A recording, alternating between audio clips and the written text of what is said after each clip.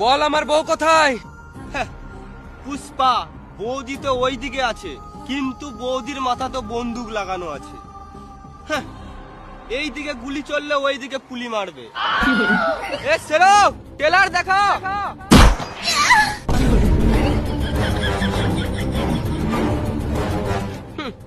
এখন তো শুধু টেলার দেখলি, বেশি গাঁড় পাকাও মারলে ডাইরেক্ট মুভি দেখবি। তুই আমার বউকে কি গান মারাতে কিডন্যাপ করলি?